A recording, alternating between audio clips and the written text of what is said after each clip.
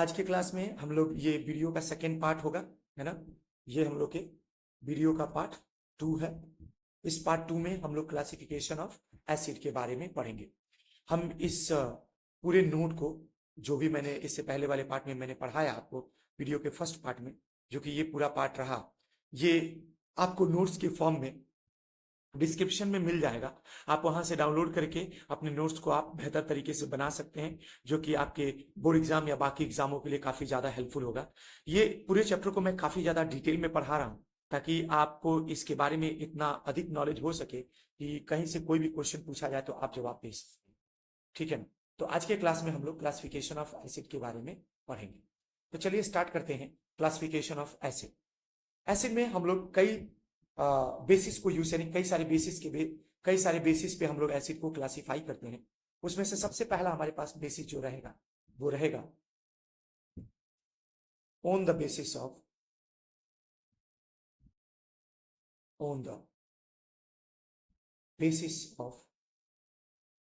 Source, on the basis of source, यानी source के basis पे कि एसिड कहां से ऑब्टेन्ड हुए हैं, उसके बेसिस पे हम लोग क्या करेंगे, एसिड को क्लासिफाई करेंगे। तो उस कंडीशन में ये जो हमारे पास एसिड होते हैं, ये दो कैटेगरी में बटे होते हैं। या मैं पेज को चेंज कर लेता हूं थोड़ा, ताकि चलिए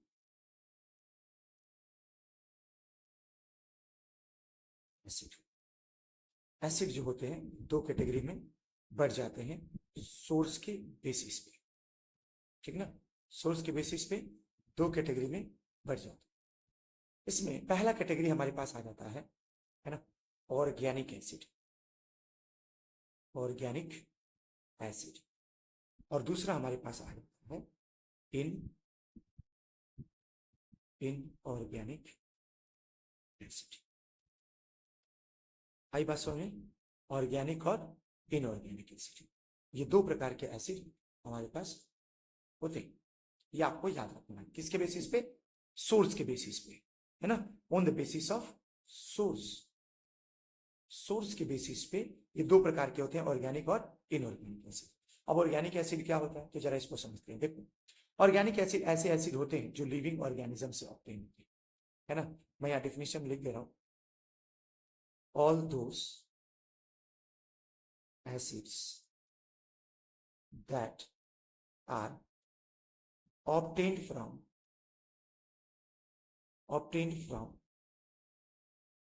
living organism, obtained from living organism, like plants and animals, like plants and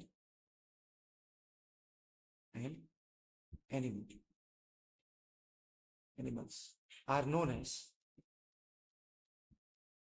are known as acids, sorry, are known as organic acid, are known as organic acids। ठीक है ना। ऑर्गेनिक एसिड होते हैं, ये ऑर्गेनिक एसिड का एक definition होता है। इसमें मैं अगर एग्जांपल लिख दूं तो एग्जांपल हमारे पास हो जाएगा, फॉर्मिक एसिड, है ना, सिट्रिक एसिड,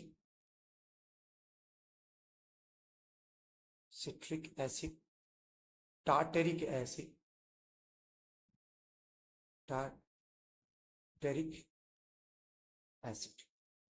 है ना, पीटीसी। ये सब जो एसिड होते हैं ये सब के सब ऑर्गेनिक होते हैं, लिविंग ऑर्गेनिज्मों से ऑब्टेन होते हैं, इसलिए इन्हें क्या कहते हैं, ऑर्गेनिक एसिड कहते हैं। दूसरा जो हमारे पास टाइप आ जाता है वो आता है इन। तो उसको मैं लिख देता हूं कि all those acids that are obtained from non-living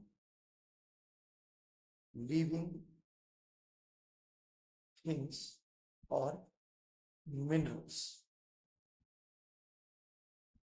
are called inorganic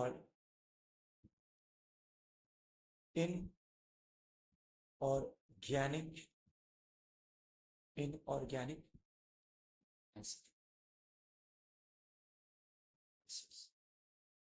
example अगर मैं लिखूं, एग्जाम्पल हमारे पास हो जाएगा HCl HNO3।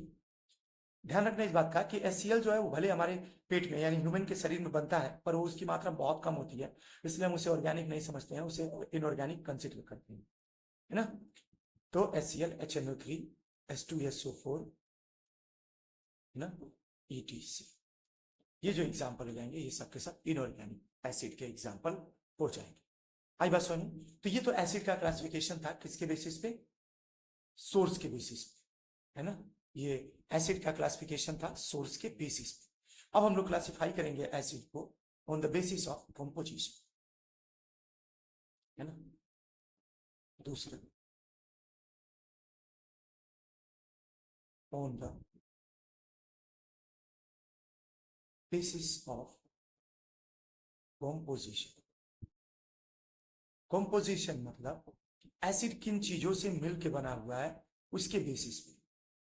कंपोजिशन, एसिड किन किन चीजों से मिलकर बना है उसके बेसिस पे हम एसिड को क्लासिफाई करेंगे। तो इसमें क्या क्या आ जाएंगे, तो मैं यहां लिख देता हूं एसिड्स। ये भी फर्दर दो प्रकार के होते हैं सब।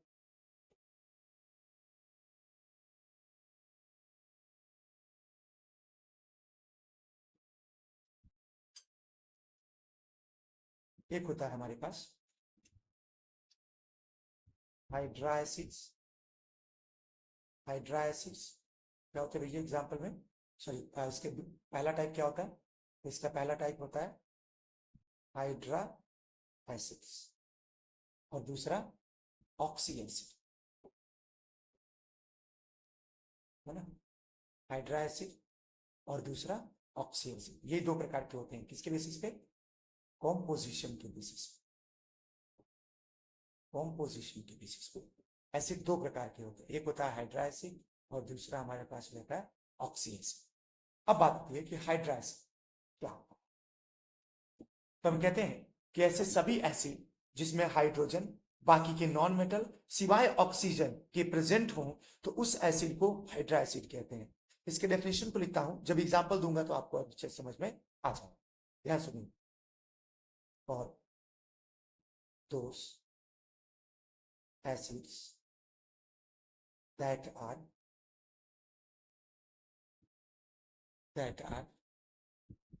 made up of hydrogen and other other non-metals EXCEPT except oxygen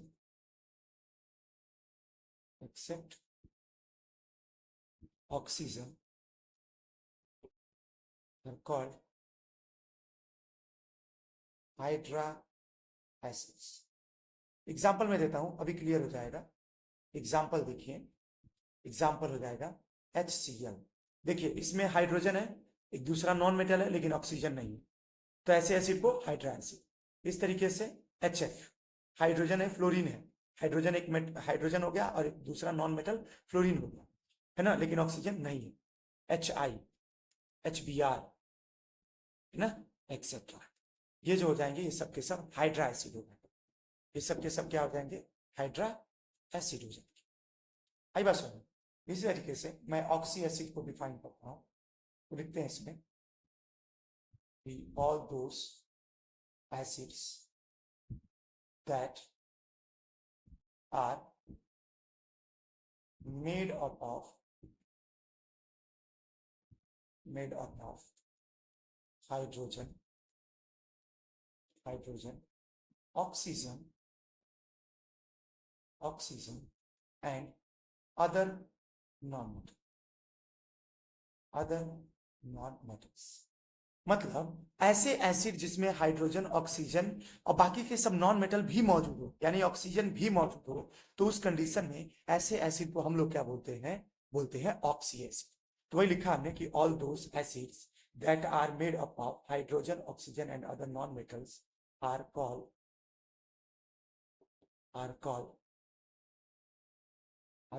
oxy acid, oxy acids. Example अगर मैं लिख दूं यहाँ पे, एग्जाम्पल अगर मैं लिख दूं तो एग्जाम्पल में हो जाएगा HNO3। देखो हाइड्रोजन है, नॉन मेटल है, ऑक्सीजन भी, H2SO4। देखो हाइड्रोजन है, अदर नॉन मेटल है और ऑक्सीजन भी है ना, H3PO4। ये भी एग्जाम्पल हो जाता है। ये सब के सब क्या होते हैं? Oxy acid. ये सब के सब क्या होते हैं? ऑक्सी एसिड होते हैं। आई बात समझ? तो ये हो गया ऑक्सीजन, सॉरी ऑक्सी एसिड्स, है ना। कंपोजिशन के बेसिस पे ये दो प्रकार के हमारे एसिड्स हो गए। क्लियर हो गई बात? नेक्स्ट हमारे पास आ जाते हैं classification of acid on the basis of, है ना, ऑन द बेसिस ऑफ, तीसरा on the basis of strength, on the basis of strength, on the basis of strength। Strength के बेसिस पे एसिड को क्लासिफाई किया गया है। अब स्ट्रेंथ का मतलब क्या होता है पहले तो ये समझ लेते हैं, तब जाकर के स्ट्रेंथ के बेसिस पे एसिड को हम क्लासिफाई करेंगे। तो चलिए अब समझते हैं कि स्ट्रेंथ क्या मतलब रखता है। तो स्ट्रेंथ का मतलब होता है कि एसिड की अपनी स्ट्रेंथ होती है कि वो कितना हद तक डिसोसिएट हो सकता है। The ability of acid to dissociate itself is known as, ना, the ability of acid to the extent to which it dissociate itself is known as strength। Strength का मतलब होता है कि किस हद तक एक एसिड अपने आप को डिसोसिएट कर सकता है अपने रिस्पेक्टिव आयंस में। रिस्पेक्टिव आयंस का मतलब कि जो H+ आयन उसमें प्रेजेंट होता है वो कितना हद तक डिसोसिएट होकर बाहर हो जाता है, तो इसी को बोलते हैं strength. The ability of N acid to dissociate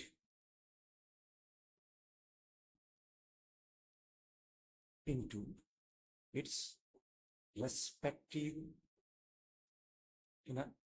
into its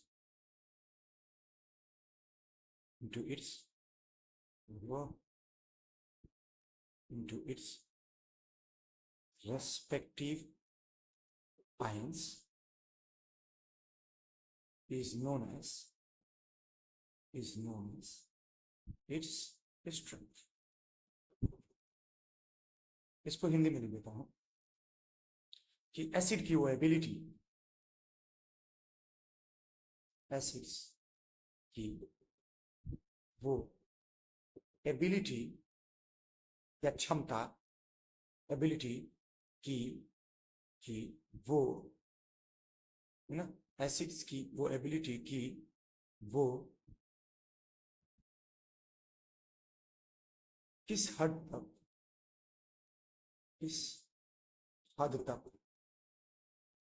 तक वो, है ना, एसिड की वो एबिलिटी की वो किस हद तक वो डिसोसिएट हो सकता है, डिसोसिएट हो सकता है, वही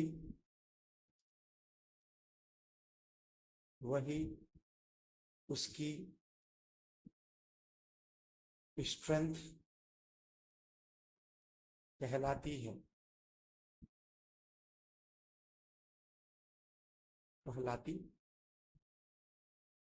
आई बस में क्या होता है। तो ये आसान हो गया कि स्ट्रेंथ का मतलब होता है कि कोई एसिड किस हद तक डिसोसिएट हो सकता है, उसी को उसकी स्ट्रेंथ कही जाती है। ठीक ना। आइए आगे बढ़ते हैं, स्ट्रेंथ के बेसिस पे एसिड के टाइप देखते हैं। जो एसिड होते हैं, एसिड वो फर्दर दो कैटेगरी में बट जाते हैं। स्ट्रेंथ के बेसिस पे। स्ट्रेंथ के भी बेसिस पे कितने प्रकार के होते हैं भैया एसिड? दो ही प्रकार के। पहला हमारे पास होता है स्ट्रॉन्ग एसिड, स्ट्रॉन्ग एसिड्स, और दूसरा हमारे पास होता है weak acids.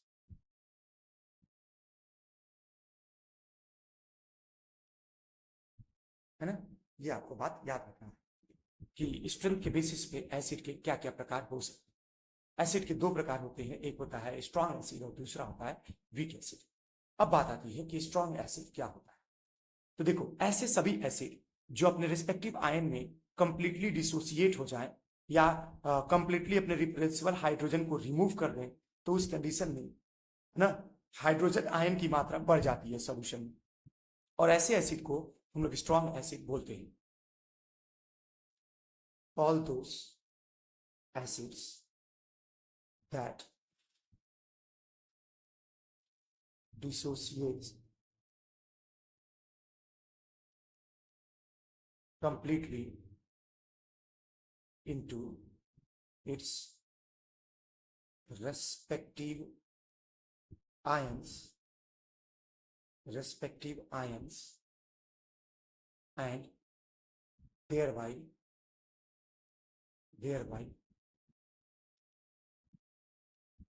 increasing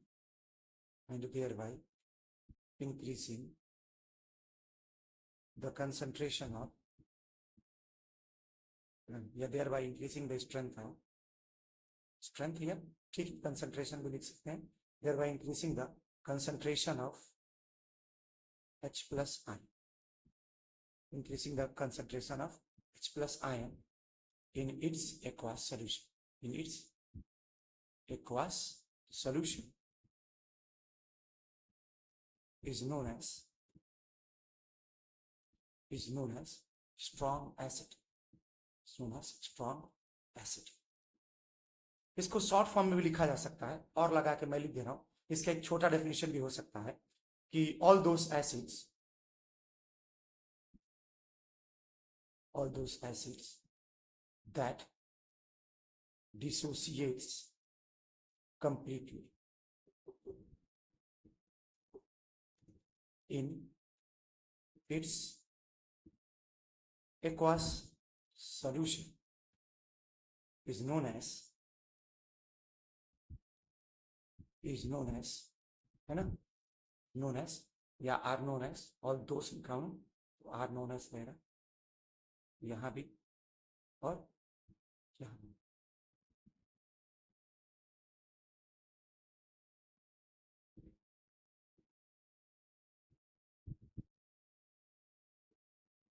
are known as strong acid। देखो, ये एक छोटा डेफिनेशन हो गया। ऊपर वाले डेफिनेशन में हमने सारी बातों को कंप्लीटली रिप्रेजेंट कर दिया ताकि आप एक बार पढ़े तो समझ में आ जाए कि एक्चुअली उस दौरान क्या क्या होता है। ठीक है, ये तो हो गया पहला। दूसरा हमारे पास जो कि स्ट्रॉन्ग एसिड के एग्जाम्पल लिख देता हूं पहले मैं। देखो एग्जाम्पल में क्या आ जाएगा, HNO3, ये पूरी तरीके से ब्रेक हो जाता है, HCl है ना, HI, HBr एक्सेट्रा, ये जो होंगे वो अपने रिस्पेक्टिव आयन में कंप्लीटली डिसोसिएट हो जाते है ना।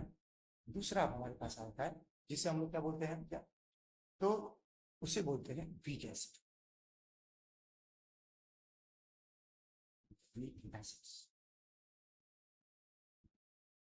तो बोलेंगे कि all those acids that does not dissociate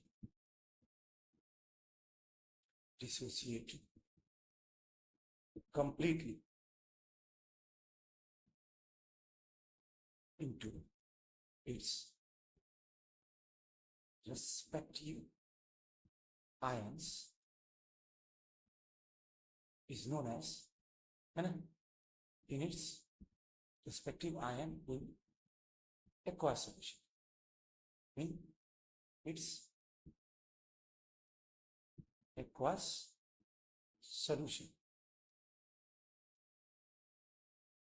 is known as is known as weak acid. Weak acids are known as, है ना, एक से अधिक है ना, इस पे आग लगाना, are known as weak acid. अगर एग्जाम्पल में दे दूं, एग्जाम्पल्स क्या हो जाएंगे? H2SO4, H3PO4, H3PO3, etcetera. ये अपने रेस्पेक्टिव आयन में कंप्लीटली डिसोसिएट नहीं होते, इसमें हाइड्रोजन बच जाता है. ये आपको याद रखना है. ये तो हो गया हमारे पास एसिड का दूसरा वीक एसिड, यानी इसके क्या बोलते हैं, स्ट्रेंथ के बेसिस पे एसिड के दूसरे टाइप हो गए. क्लियर होगी बात? ठीक है ना? चलो, अब इसके बाद से नेक्स्ट हमारे पास टाइप आ जाता है, जो कि लास्ट दो टाइप और बच जाते हैं. अभी उसे खत्म कर देता हूँ, थोड़ा बहुत वीडियो लेंदी होगा, लेकिन थोड़ा एडजस्ट करिए. नेक्स्ट अब हमारे पास आ जाता है ऑन द बेसिस ऑफ, चौथा आता है basis of concentration. On the basis of concentration, concentration के बेसिस पे एसिड के प्रकार. अब सबसे पहले समझते हैं कंसंट्रेशन का क्या.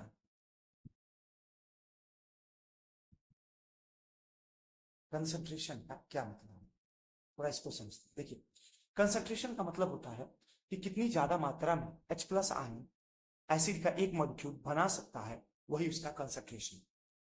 यानी जितना ज्यादा H प्लस आयन बनाएगा कोई एसिड, उतना ज्यादा HH3O प्लस आयन बनेंगे. तो इसके कंसंट्रेशन का मतलब होता है कि कितने नंबर में बना रहा है. जितना ज्यादा बनाएगा उसका कंसंट्रेशन उतना ज्यादा होगा, जितना कम बनाएगा उतना कम होगा.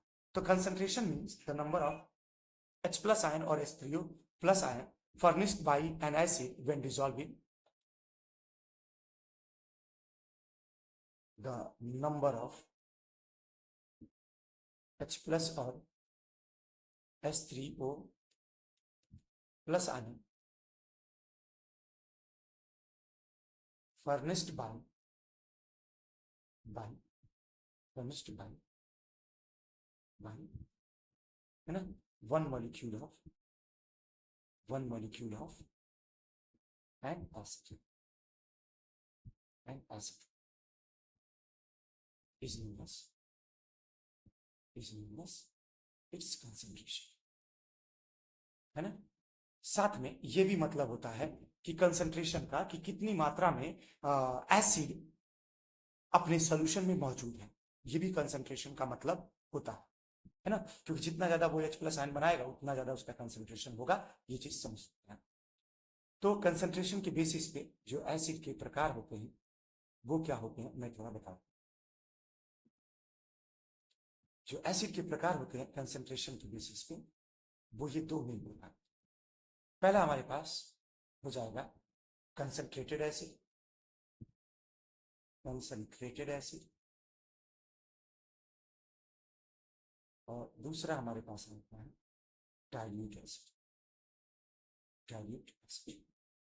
क्या होते हैं भैया कंसंट्रेटेड एसिड, और क्या होते हैं भैया डाइल्यूट एसिड? तो ध्यान से, कंसंट्रेटेड एसिड का मतलब होता है कि वे एसिड, देखो जो एसिड हमें मिलता है उसको डायरेक्टली हम यूज नहीं कर सकते.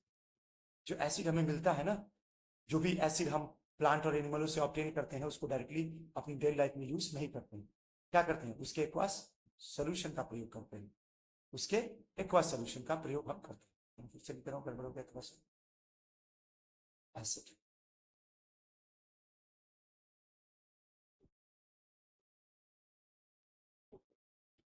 ये होते हैं कंसंट्रेटेड एसिड्स और डाइल्यूट एसिड. ये दो प्रकार के में एसिड्स होते हैं, है ना, कंसंट्रेटेड और डाइल्यूट एसिड. अब ये जो कंसंट्रेटेड एसिड होते हैं ये क्या होते हैं, जरा सुनिए. देखो, जो भी एसिड हमारे पास ऑब्टेन होते हैं प्लांट, एनिमल या मिनरल से, उनको डायरेक्टली हम यूज नहीं करते हैं, उनके एक्वास सॉल्यूशन को हम यूज करते हैं, है ना. Acids are used in its aqueous solution. एक बात यहाँ नोट में लिख दे रहा हूं, acids are generally used in its aqueous solution. Acids are generally used in its aqueous solution. अब एसिड को जब हम एक्वा सोल्यूशन के फॉर्म में यूज करते हैं तो जाहिर सी बात है एसिड और वाटर मिला, यानी एक्वास solution of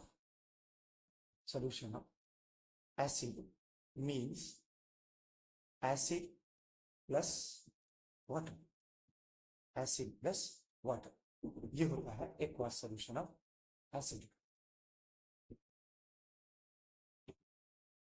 ये होता है aqueous solution। क्लियर होगी बात? अब सुनिएगा बच्चे, अब ये जो एक्वास सॉल्यूशन यूज करते हैं इसमें एसिड और वाटर दोनों होते हैं। जब कभी भी एसिड की मात्रा ज्यादा हो जाती है और वाटर की मात्रा कम हो जाती है तो उस कंडीशन में जो एसिडिक सॉल्यूशन बना है हमारे पास, उस एसिडिक सॉल्यूशन को कंसंट्रेटेड एसिड कहा। तो हम पहला टाइप में लिख दे रहे हैं, the acidic solution, the acidic solution in which the amount of acid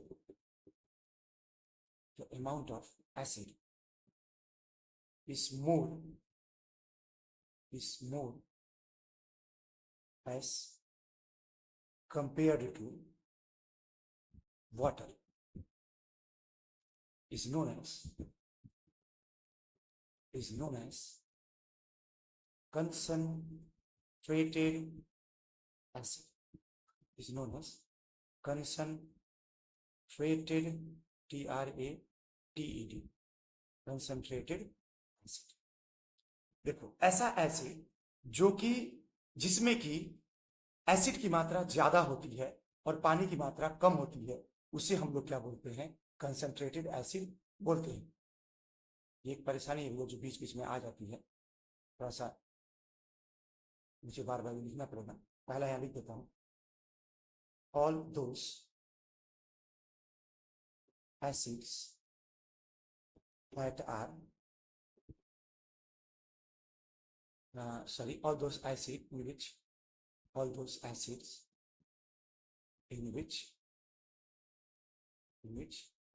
the amount of all those, ऐसे लिखेंगे, ऐसा कर देता हूं, the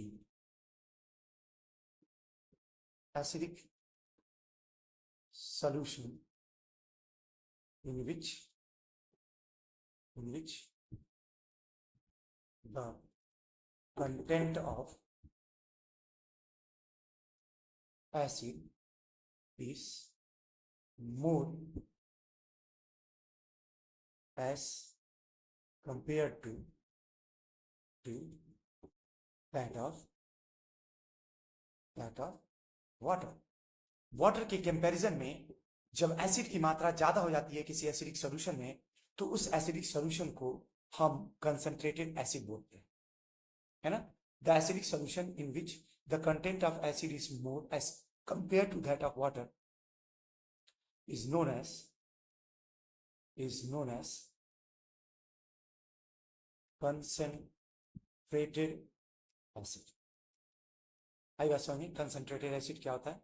अगर एग्जांपल लिख दूं तो एग्जांपल में क्या ही लिखूं?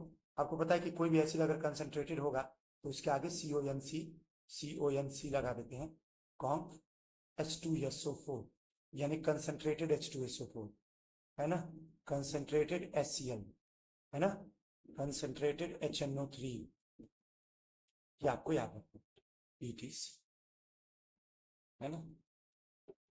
क्लियर हो गई बात? ये तो कंसंट्रेटेड एसिड हो गया। इस तरीके से डाइल्यूट एसिड को भी हम लोग डिफाइन कर सकते हैं। क्या होगा डाइल्यूट एसिड? सुनिए, तो लिखेंगे कि the acidic solution in which in which the content of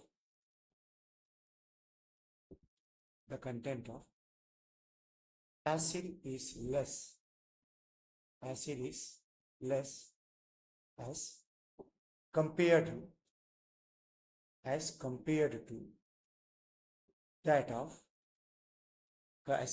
to that of water is known as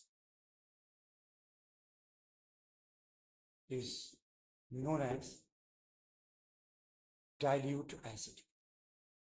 Is known as dilute acids. Clear होगी बात? अगर एग्जाम्पल में लिख दूं इसके, एग्जाम्पल में लिखूंगा डाइल्यूट HNO3, डाइल्यूट H2SO4, है ना, डाइल्यूट HCl, ETC, ये सब के सब क्या हो जाएंगे? डाइल्यूट एसिड हो जाएंगे। क्लियर होगी बात? देखो ये चीज अपने आप में पूरी तरीके से डिटेल है, इसको एक बार पढ़ लोगे तो ये पूरा कॉन्सेप्ट इसका क्लियर हो जाए, है ना। चलिए नेक्स्ट तीसरे पे चलते हुए, ये 4 प्रकार के क्लासिफिकेशन हो गए। पांचवा और लास्ट हमारे पास एसिड का क्लासिफिकेशन दिया हुआ है, जरा ध्यान समझिएगा कि क्या है क्लासिफिकेशन पांचवा।